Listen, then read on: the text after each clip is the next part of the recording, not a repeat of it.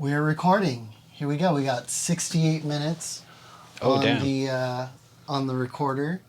But this will either be my vlog for tomorrow, or it will be a part of the editor podcast. It all depends on if I can record with Gilbert, because Gilbert said he can't record today and he might be able to record tomorrow morning. So this will either be in the editor podcast, or I'm going to make this my vlog for the day. But are we doing it now? We're doing it now. Is it We're already doing it going? live. This is Ash. Hi there. One of my oldest friends. And I wanted to talk about Portuguese soupage. Sopas. Sopas, spelled Sopish? S-O-P-A-S. Because I'm half Portuguese. And I am some portion of Portuguese. Some amount. There is an amount. Then there's Mexican. I got Mexican spots, freckles, and Spanish too. Very nice. I was very young when my mother started taking me and my siblings to Portuguese festas in Hanford, Lemoore, There's Stratford, one in like Carruthers too. Carruthers. There's one in Pismo. I haven't been to the Pismo one in a very long time, but I got to go next year because my uncle got selected as the president for the year of the Pismo celebration. So the Portuguese festas, their celebration, these farmers and these cooks get together, and like farmers will donate a cow, just one cow, and the cooks turn it into a ton of soup. Sounds horrifying. And it's summertime soup. And then and then you eat it, and there's typically like a Catholic saint associated with the celebration. It's not coming to me right now. The place I went to near Carruthers, they had like parades and a bunch of like girls dressing up in like weird royalty garb and right. Like, There's guys the Portuguese holding beads. princesses. Yeah, the beads. It's like a rosary. Yeah, there you necklace. go. They're like giant, as big as your fist. Huge rosaries. Yeah, like multiple people hold them For sure. all at once. So I have cousins who've been the queen of the year or princesses of the year, and now one of my uncles is going to be the president for the Pismo one. But I wonder who has more power, the queen or the president? I think the president is like... But one off with their head order and you're donezo. Yeah, possibly. Yeah, they have... My mom calls them feedings, which sounds like a horror movie alien... I mean, Portuguese people are vampires. Just don't ask us to smile too bigly. That's an awful adjective, word, verb, however you put it. I feel ashamed. Adverb. Bigly. Yeah, disgusting. But, so, the feedings, they host these meals, and anybody, you can just walk in. There's no tickets, there's no payment. It's all a part of this big party, and they usually do like lunch and dinner on Saturday and Sunday, and sometimes Friday night. And you just park at whatever like church hall it's happening at, and walk in and sit down, and they will put a plate in front of you, and then big bowls of soup in front of it. Like every like 12 people, they'll put a bowl of soup. It's really not COVID safe either. Probably not, but I hear the soup like disinfects the COVID from the cow that you've already slaughtered, but everybody else is screwed. Now, I've never actually made the soup. My uncles, some of my cousins and uncles cook it, are the cooks for the celebrations. But you have actually cooked it, and you got the recipe. Your mom asked my mom to ask my grandma for the recipe. So you actually had the recipe. For sure, 100%. And you tweeted it out.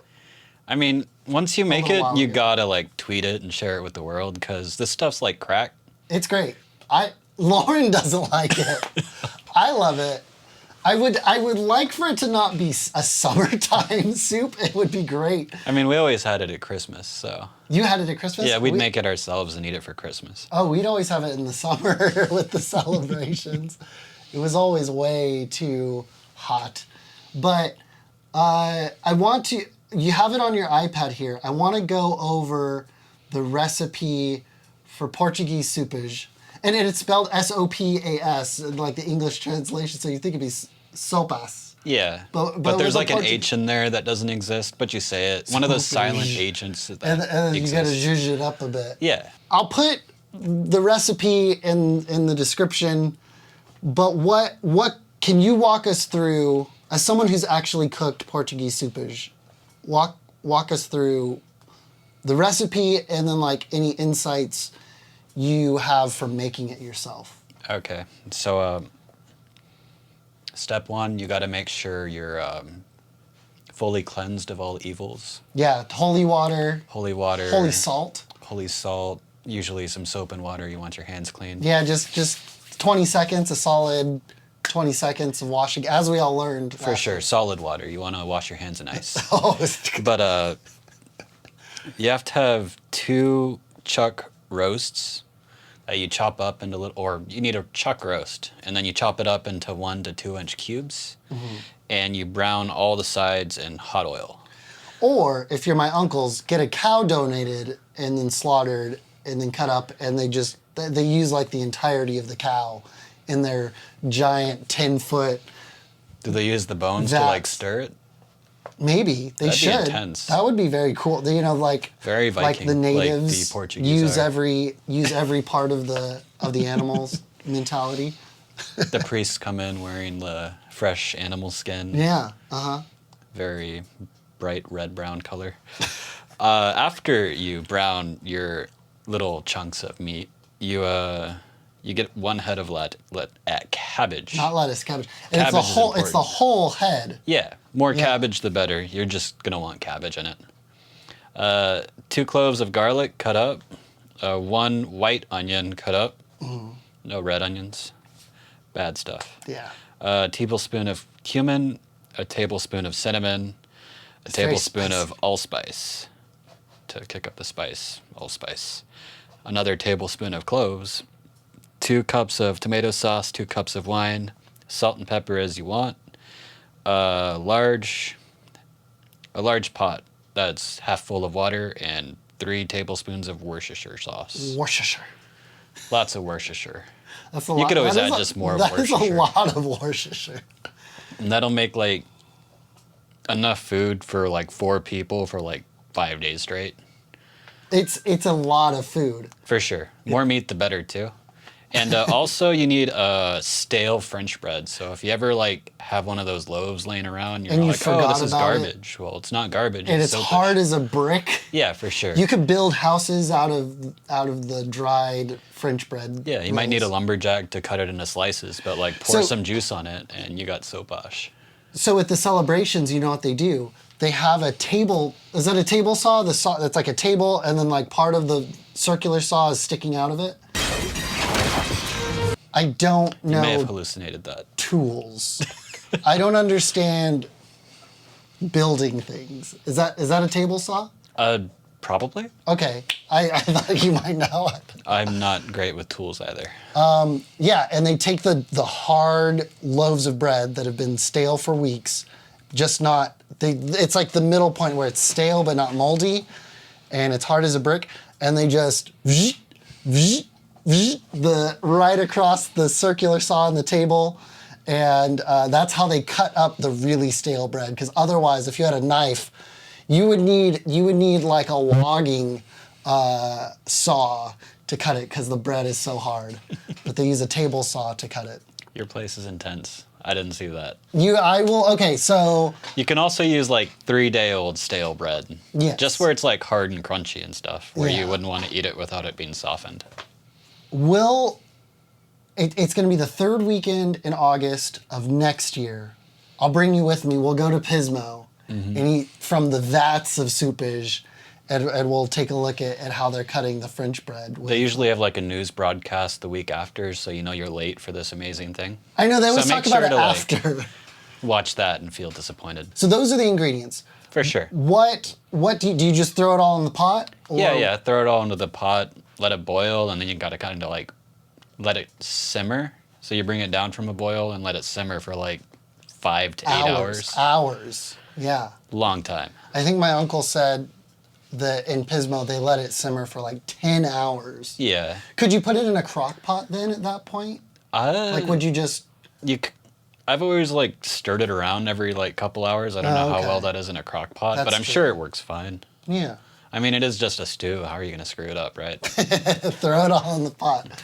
Put lamb in it. That would definitely break it. What would break it? Lamb. Not a big fan of lamb. No, yeah, I'm not a big lamb. It's too gamey. It's too... I always get rubbery lamb. Yeah. Rubbery, gamey lamb. Not a fan. No way. Well, Ash, thank you for coming and sharing the secrets of the Portuguese soupage. For sure. And I'm excited now to bring you to Pismo for that Portuguese celebration. Sounds like a very exotic place. So exotic. Pismo Beach, California. Well, here we are, Pismo Beach, and all the clams we can eat. I wonder, I just bet we should have turned left at Albuquerque. That's it. Oh. For this entry. I don't know if it's going to be it'll either be in the editor podcast or be in my vlog. Sounds cool. It'll be one or the other. But if people want to find you, can they follow you on Twitter? Yeah, I think it's twitter.com/railgun_04. Yeah. Though the name's a little different, but don't worry about that. Don't worry about that. Thank you for joining us today. Yeah, thank you. All right. Bye now. Peace.